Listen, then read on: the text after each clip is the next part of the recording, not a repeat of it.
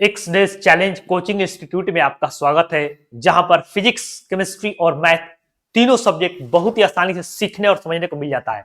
तो आज हम लोग बात करने जा रहे हैं कि क्लास 10 से क्लास 11 में हम लोग जो है कैसे 6 स्टेप से हम लोग पहुंचेंगे। ठीक है, तो ऐसा नहीं कि क्लास 10 कंप्लीट हो गया तब क्लास 11 में पहुंच गए, नहीं। इसमें तमाम प्रोसेस होता है जो हमको फॉलो करना पड़ता है क्लास 11 में पहुंचने के लिए।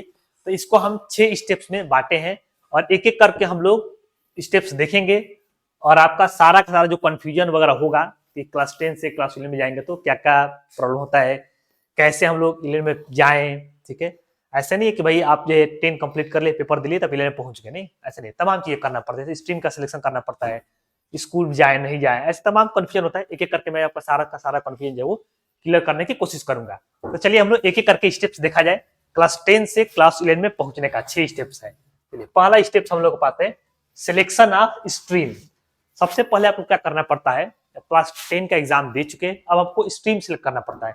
आप साइंस से पढ़ेंगे कि आर्ट्स से पढ़ेंगे, कॉमर्स से पढ़ेंगे, साइंस में भी आप जो है मैथ्स वाले ग्रुप से पढ़ेंगे, बायो वाले ग्रुप से पढ़ेंगे। ठीक है, तो इसमें आपको सिलेक्ट करना पड़ता है।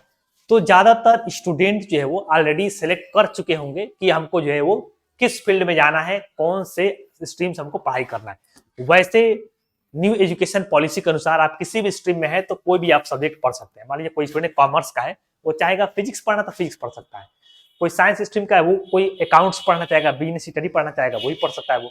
तो किसी भी स्ट्रीम का स्टूडेंट कोई भी मैंने सब्जेक्ट पढ़ सकता है। ये आजादी जो है न्यू एजुकेशन पॉलिसी के अकॉर्डिंग आया है, लेकिन ऐसे जनरली कोई करेगा नहीं, क्योंकि कोई मतलब ही नहीं है। अब कोई मान लीजिए आप जो है साइंस से है, आप physics, chemistry, math, Hindi, English मान लीजिए आपका सब्जेक्ट है, तो आप अकाउंट्स, बिजनेस, इकोनॉमिक्स क्यों पढ़ेंगे? तो ऐसे रेयर में ही कोई ऐसा होगा जो इस तरीके का काम करेगा।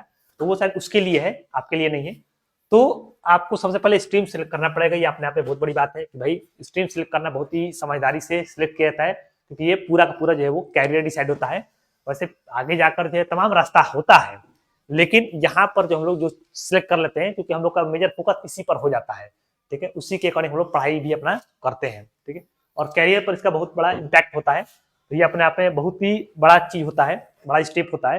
तो बहुत लोग सिलेक्ट कर चुके होंगे तो बहुत अच्छी बात है। अगर कोई सिलेक्ट नहीं किया, अगर उसको कंफ्यूजन है कि हम जो है किस साइड में जाएं, आप कमेंट सेक्शन में हमको बताइए कि जो है आपको दिक्कत फेस करना पड़ रहा है, तो उससे रिलेटेड हम एक वीडियो बना देंगे, या फिर आपको हम गाइड भी कर सकते हैं कि कैसे जो है आपको स्ट्रीम सिलेक्ट करना है सही तरीका से। ठीक है, सबसे पहला स्टेप हो गया आपका स्ट्रीम सिलेक्शन, जिसको मैं मानता हूं कि ऑलरेडी आप लोग अपना सिलेक्ट कर चुके होंगे। ठीक है, चलिए इसके बाद आप स्ट्रीम सिलेक्ट कर चुके, तो अब आपको जो है स्टडी करना होता है। तो स्टडी में हम लोग दो तरीके की स्टडी होता है, एक फाउंडेशन होता है, एक बोर्ड लेवल का स्टडी होता है।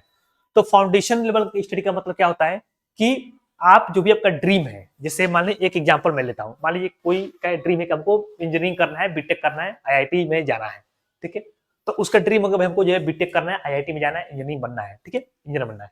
तो अब वो क्या करेगा, अपना ड्रीम के साथ साथ 11 का पढ़ाई करेगा, उसको हम लोग कहते हैं फाउंडेशन। ठीक है, मतलब जो भी आपका ड्रीम है, मान लीजिए आपको जो है मैंने किस कोई कॉमर्स का है, वो सीए बनना चाहता है, तो कॉमर्स के साथ साथ क्लास 11 के साथ साथ तो वो सीए का भी प्रिपरेशन कर रहा है, क्योंकि सिमिलर चीजें होती है। जैसे आईआईटी में तो सिमिलर ही होता है, क्लास 11 में जाएगा उसमें लेवल थोड़ा बढ़ जाता है, थोड़ा टफनेस लेवल क्वेश्चन का बढ़ जाता है बस। तो इसमें आपको ज्यादा मेहनत भी करना पड़ता है। ठीक है, तो इसको हम लोग कहते हैं फाउंडेशन।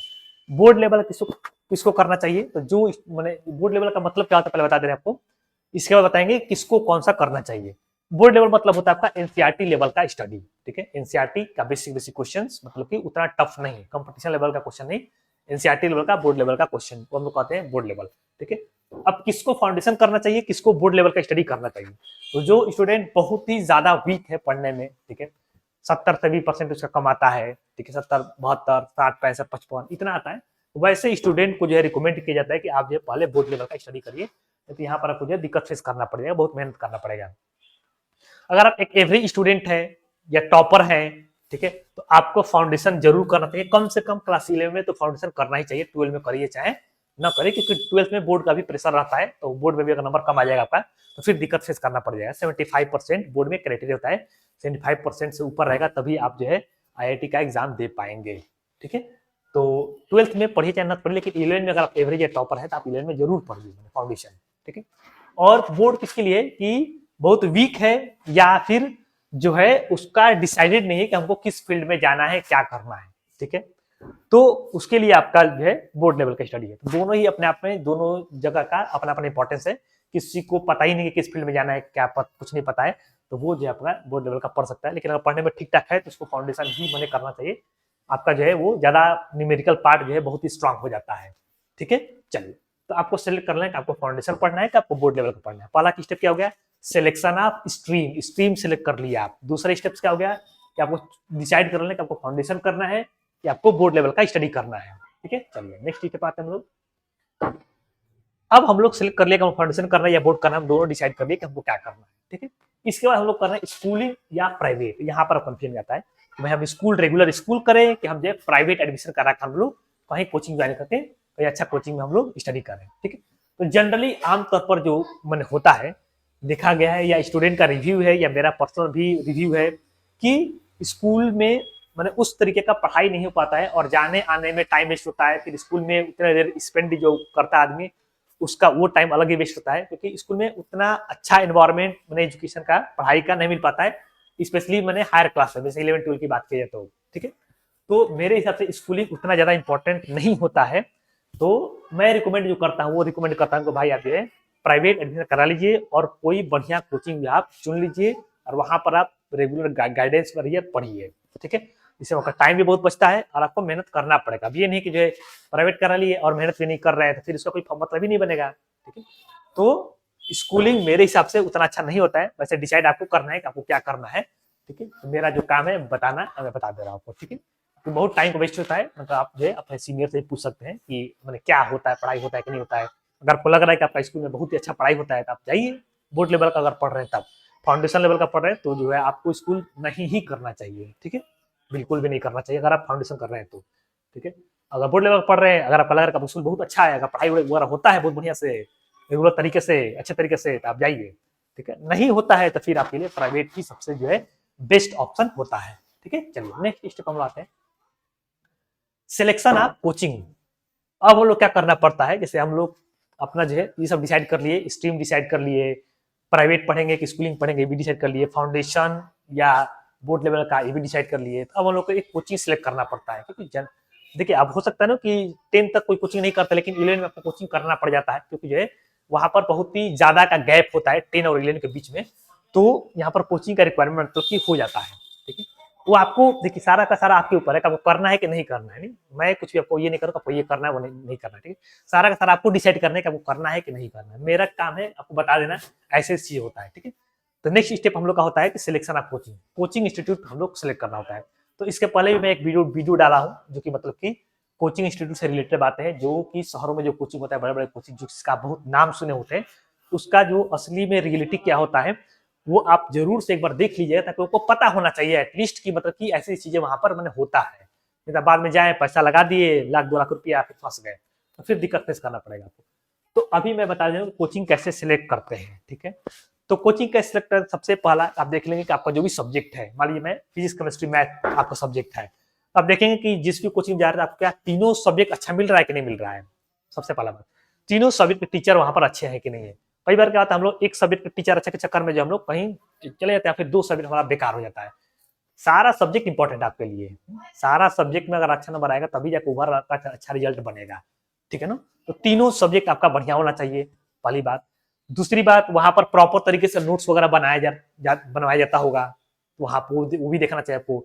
तीसरी बात कि आप जो सामने सामने डाउट पूछते हैं, डाउट क्लियर हो सके, पूछने में कोई दिक्कत ना हो। ठीक है, छोटा बैच हो, यानी कि बहुत बड़ा बैच हो गया और फिर वहां पर पूछ भी नहीं पा रहे हैं, 1-to-1 डाउट क्लियर हो जाए, सामने से डाउट क्लियर हो जाए, फिर हम अपना पर्सनल कोई प्रॉब्लम है तो बताया जाए तो वो आपका क्लियर हो जाए, कंफ्यूजन कोई ना हो, बचा रहे। ठीक है, डायरेक्टली आप बात कर सके, ऐसे जगह पर आपको जो है मैंने ये सब सारी चीजें आपको देखना पड़ता है। ठीक है, अब ये नहीं कि जो पढ़ रहे हैं डाउट ही नहीं क्लियर हो रहा है, पूछ रहे हैं पूछते ही जा रहे हैं, कुछ मैंने उसका सोल्यूशन नहीं मिल रहा है, जो पढ़ा रहा है वो आपका डाउट क्लियर कर रहा है कि नहीं कर रहा है, इस तरह की तमाम चीजें जो है वो आपको देखना पड़ता है। ठीक है, तो कोचिंग चूज करने से पहले इतना सारा चीज आपको देखना पड़ता है। सब्जेक्ट आपको जो भी है बढ़िया होना चाहिए, डाउट आपका क्लियर होना चाहिए, मेंटरशिप एक बात जो छूट रहा है हमसे, मेंटर आपको मिलना चाहिए वहां पर, जो भी आप किसी इंस्टीट्यूट में पढ़ रहे हैं। नहीं, मेंटरशिप बहुत ज्यादा जरूरी होता है, गाइडेंस बहुत ज्यादा जरूरी होता है कोई भी सक्सेस में। अगर आपको जो कोई गाइड करने वाला नहीं रहेगा, कोई बताने वाला नहीं रहेगा किस तरीके से आप पढ़े, क्या पढ़े नहीं पढ़े, पढ़ने मन नहीं लग रहा है तो क्या करें, मतलब तमाम बातें होती है जो एक स्टूडेंट के लाइफ में दिक्कत मैंने आता है, सभी स्टूडेंट में दिक्कत आता है। तो कोटा में जो जनरली ऐसे प्रॉब्लम का सोल्यूशन नहीं मिल पाता है, इसीलिए बच्चे जो है वो सुसाइड वगैरह कर लेते हैं सब, ठीक है, डिप्रेशन में रहते हैं सब। तो ये भी होना चाहिए, प्रॉपर गाइडेंस आपको मिलना चाहिए, सामने सामने से कोई आप बात पूछे तो हमें सोल्यूशन मिलना चाहिए, ठीक है। ये सब सारा चीज अभी आपको दिखाना चाहिए, ठीक है। चलिए, तो ये बात मैं आपको बता दिया कोचिंग का सिलेक्शन के बारे में। इसके बाद हम बात करते हैं ऑफलाइन पढ़े कि ऑनलाइन पढ़े। कोचिंग मान लीजिए आपको डिसाइड कर दिया कि हमको जो है इस कोचिंग को पढ़ना है, ऐसे पढ़ना है। अब वो कोचिंग दोनों चीज ऑफर करता है, ऑनलाइन और ऑफलाइन। जैसे मैं हम लोग का कोचिंग है एक्सडेस चैलेंज, तो हम लोग यहाँ पर भी दोनों चीज ऑफर करते हैं, ऑनलाइन भी ऑफर करते हैं, ऑफलाइन भी ऑफर करते हैं, ठीक है। अब हम लोग को बात करने का आपको किधर फील्ड में जाना है, ऑफलाइन जाना चाहिए कि ऑनलाइन जाना चाहिए। तो ये सभी को पता है कि ऑफलाइन जो है वो बेस्ट होता है, ये सबको पता ही वाला बात कि ऑफलाइन ही जो है बेस्ट होता है। ऑनलाइन में सबसे बेस्ट चीज क्या होता है कि इसमें पैसा बहुत कम लगता है, ये सही बात है। ऑफलाइन ऑनलाइन में सबसे बेस्ट बात क्या है, पैसा बहुत ज्यादा कम लगता है, बहुत ही कम इस यहाँ पर ऑनलाइन में फीस होता है। और इसका फीस ऑनलाइन में बहुत कम होता है, उसी जगह पर जो एक टीचर लाखों बच्चों को पढ़ाता है वहां पर फीस कम होता है। वहां फीस कम नहीं होगा जहां पर मतलब कि एक टीचर जो है 50 बच्चों को पढ़ाता है। जैसे हम लोग जो ऑनलाइन पढ़ाते हैं तो हम लोग ये लिमिटेड स्टूडेंट रखेंगे ऑनलाइन में भी, अभी नहीं कि कितना भी बच्चे आ जाएंगे तो उसको रख लेंगे, नहीं रखेंगे। तो हम लोग जो हमारे लिए इंपॉर्टेंट क्या है कि भाई स्टूडेंट को गाइडेंस के साथ रखा जाए, उसका हर एक डाउट क्लियर हो। अब ज्यादातर जगह क्या होता है कि भाई एक टीचर जो है वो हजारों लाखों बच्चों को पढ़ा रहा है, तो वो डाउट क्लियर नहीं कर पाएगा, ये इम्पॉसिबल है, ये प्रैक्टिकली इम्पॉसिबल है, ठीक है। तो इस तरह की दिक्कत होता है। तो हम लोग का ऑनलाइन जो है वो उस तरीके का नहीं है कि बहुत सारे बच्चे आ जाएंगे, लिमिटेड होते हैं। 50 का बैच है ऑनलाइन में, अगर तो 50 का ही ऑनलाइन बैच रहेगा, उससे ज्यादा नहीं बढ़ेगा, क्योंकि हमको उतने बच्चों को देखना भी है, उनके डाउट भी देखना है, सब प्रॉब्लम भी देखना है हमको, ठीक है। लेकिन मैं आपको रिकमेंड करूंगा, ये आप जानते भी हैं कि ऑनलाइन से ज्यादा बेहतर जो है ऑफलाइन होता है, यहाँ पर ज्यादा पैसा लगता है उसकी तुलना में, लेकिन यही बेस्ट होता है। आप सामने सामने डाउट पूछ लेते हैं, आपका कोई भी कंफ्यूजन होता है तो कंफ्यूजन भी मैंने दूर हो जाता है। आप एक मैंने अलग तरीके का एक इंटरेक्शन होता है ऑफलाइन में, वो आप जानते ही हैं, आपको पता ही है, आप लोग जो है 10 में पढ़े हैं, आप 10 तक पढ़े हैं, तो आपको पता ही होगा कि ऑनलाइन में ऑफलाइन में क्या डिफरेंस होता है। आप ऑनलाइन ऑफलाइन दोनों जगह पढ़े ही होंगे, आपको पता ही होगा कि क्या क्या डिफरेंस होता है। तो मेरे हिसाब से मतलब जो मेरा रिकमेंडेशन होता है वो होता है कि भाई आपको ऑफलाइन मतलब कि पढ़ना चाहिए, और बहुत पैसे का अगर दिक्कत है तब जाके आप जो है ऑनलाइन जाइए और वहां पर जाकर पढ़िएगा, ठीक है। वहां पर मैंने डाउट वर्क का दिक्कत होगा, लेकिन ठीक है, आप इधर उधर से अपना कोशिश मेहनत करेंगे तो आपका वो भी दूर हो जाएगा। लेकिन बहुत ज्यादा पैसे का दिक्कत होगा तभी जाकर आप ऐसे करिएगा, नहीं तो आप कोशिश करिए कि ऑफलाइन कोई कोचिंग ज्वाइन कर लें, ठीक है। चलिए, ये आपका हो गया ऑफलाइन वर्सेस ऑनलाइन वाला बात हो गया, ठीक। अब हम लोग का बात आता है कि हम लोग स्टडी कैसे करेंगे क्लास 11 में। 10 से हम लोग 11 में आ गए तो हम लोग कैसे स्टडी करेंगे। देखिए, अभी तमाम चीज आपका क्लियर हो चुका होगा। यहाँ पर सबसे पहला हम लोग क्या देखे थे कि स्ट्रीम का सिलेक्शन कैसे करें, स्ट्रीम चुन लिया आप। इसके बाद फाउंडेशन वर्सेस बोर्ड लेवल, ये भी देख लिए। स्कूलिंग वर्सेस प्राइवेट, हम लोग ये भी देख लिए। इसके बाद कोचिंग कैसे सिलेक्ट करें, भी बता दिया आपको हम। कोचिंग में ऑनलाइन पढ़े कि ऑफलाइन पढ़े, ये भी बता दिए हम आपको। इसके बाद हम लोग कैसे जो है क्लास 11 में स्टडी करते हैं, ठीक है। आपको सब कुछ ऑलरेडी आप इतना तक स्टेप में 5 स्टेप आप पहुंच चुके हैं। अब छठा स्टेप हम लोग आ रहे हैं कि कैसे हम लोग पढ़ाई करेंगे। सबसे पहला जो काम होता है कि अगर आप जो है फाउंडेशन लेवल का पढ़ रहे हैं तो वहां पर आपको स्टडी मटेरियल मिलता है। जैसे हम लोग भी अपने यहाँ फाउंडेशन लेवल पढ़ाते हैं, तो हम लोग भी यहाँ पर कोटा का स्टडी मटेरियल्स जो है यहाँ पर मतलब कि आपको देते हैं प्रॉपर तरीका है। तो जो फाउंडेशन करता है उसको पूरा फोकस उसका होना चाहिए, जो भी स्टडी मटेरियल मिल रहा है आपको उसी पर प्रॉपर फोकस होना चाहिए, ठीक है। अगर आपको स्कूल का एग्जाम वगैरह देना है तो आप एनसीईआरटी भी आपको मैंने सॉल्व करके जाना चाहिए जब भी स्कूल का एग्जाम है तब। नहीं तो आपको प्योरली जो है वो बोर्ड जो आपका स्टडी मटेरियल मिलता है केवल और केवल वही पढ़ना चाहिए। कोई भी बुक नहीं खरीदना चाहिए, कुछ भी नहीं खरीदना चाहिए, कोई भी बुक एक्स्ट्रा बुक आपको नहीं खरीदना है। एनसीईआरटी के अलावा कोई भी बुक आपको नहीं खरीदना चाहिए। जो भी आपको स्टडी मटेरियल मिला उसी को सॉल्व करिए, एक बार 2 बार 3 बार उसी को सॉल्व करिए। दूसरा कुछ भी मत सॉल्व करिए, प्रीवियस ईयर क्वेश्चन सॉल्व करिए, लेकिन बुक वगैरह आप एक्स्ट्रा कहीं नहीं खरीदना है। कोई भी बुक, किसी भी तरीके का बुक नहीं खरीदना चाहिए। बोर्ड लेवल का पढ़ते हैं आप तो उसमें जो है आपको एनसीईआरटी तो रिकमेंडेड है कि एनसीईआरटी आपको पढ़ना ही चाहिए। और बेसिक लेवल की कुछ किताबें होता है वो आपको मतलब कि खरीदना पड़ेगा क्वेश्चन के प्रैक्टिस के लिए, बोर्ड लेवल के क्वेश्चन के प्रैक्टिस के लिए, ठीक है। जैसे मान लीजिए कि प्रदीप का बुक आता है, एस एल का बुक आता है, इस तरीके का बुक आता है। अब मैथ के लिए मान लीजिए आर डी शर्मा लगाना चाहे तो लगा सकते हैं, तो एनसीईआरटी लेवल का केवल मैंने अगर लगाना है आपको क्वेश्चन तो आप उस लेवल का भी लगा सकते हैं, ठीक है। लेकिन ज्यादा क्वेश्चन प्रैक्टिस करना है आपको तो रेफरेंस बुक आप कोई ले सकते हैं, तमाम बुक्स आता है, ठीक है। तो वो भी आप ले सकते हैं। इसके बाद आप जो है ले लिए, इसके बाद आप जो है सेपरेट नोट्स बनाना होता है आपको। फिजिक्स, केमिस्ट्री, मैथ, सबका आपको सेपरेट नोट्स बनाना होता है, ठीक है। तो वो सब सारी चीजें भी आपको करना पड़ेगा। इसके लिए मैं एक आपको डेडिकेटेड वीडियो बनाऊंगा कैसे जो है वो रियल में हम लोग क्लास मतलब कि 11 का स्टडी करेंगे, ताकि आपका बहुत ही अच्छा 11 जाए। आप सुने होंगे बहुत बार क्या होता है कि मेरा 11 जो है वो बर्बाद हो गया। तो 11 बर्बाद क्यों हो गया भाई आपका? 11 आपका क्यों बर्बाद हो गया? क्यों? क्योंकि पता ही नहीं रहता कैसे पढ़े, कहाँ से पढ़े, क्यों पढ़े, कुछ नहीं पता होता है। बस 10 की तरह जो है वो समझते हैं कि 10 जैसा ही है। 10 जैसा नहीं है ये, 10 से बहुत ज्यादा मतलब कि डिफरेंस है, ठीक है। बहुत ज्यादा का गैप है 10 और 11 में। मान लीजिए 10 अगर यहाँ पर है तो 11 जो है यहाँ पर है, ठीक है। मतलब ये 9 है तो ये 10 है, 11 कहाँ है? यहाँ पर 11 है एकदम, ठीक है। तो बहुत ज्यादा का डिफरेंस होता है। 9-10 में बहुत कम का डिफरेंस था, लेकिन 10-11 में बहुत ज्यादा का डिफरेंस है, 4 गुना 5 गुना का डिफरेंस है। तो ये मैथ तो बनाना है आपको कि ये है 11 जो है वो 10-9 के कंपेरिजन में मैंने टफ है, तो मैंने आपको मानना पड़ेगा।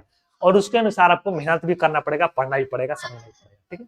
लेकिन ऐसा नहीं है समझ में नहीं आएगा, आपको बहुत दिक्कत फेस करना पड़ेगा, ऐसा नहीं है। अगर आपको बढ़िया कोचिंग इंस्टीट्यूट आपका है, आपको इस तरीके का दिक्कत फेस नहीं करना पड़ेगा, लेकिन मेहनत करना पड़ेगा आपको। ऐसा नहीं है कि जो है बिना मेहनत की आपको आपका कुछ हो जाएगा, ठीक है। तो इस पर मैं एक डेडिकेटेड वीडियो बना दूंगा आपको कि जो है हम लोग क्लास 10 से क्लास 11 में जाते हैं तो कैसे हम लोग स्टडी करें, हम लोग का स्टडी का पैटर्न क्या होना चाहिए, कैसे पढ़ाई करें, कैसे नोट्स बनाए, तमाम चीज जो हम लोग इसके बारे में आपको हम डिस्कस करके बता देंगे, ठीक है। अभी तक आपका सारा कुछ क्लियर हो गया होगा।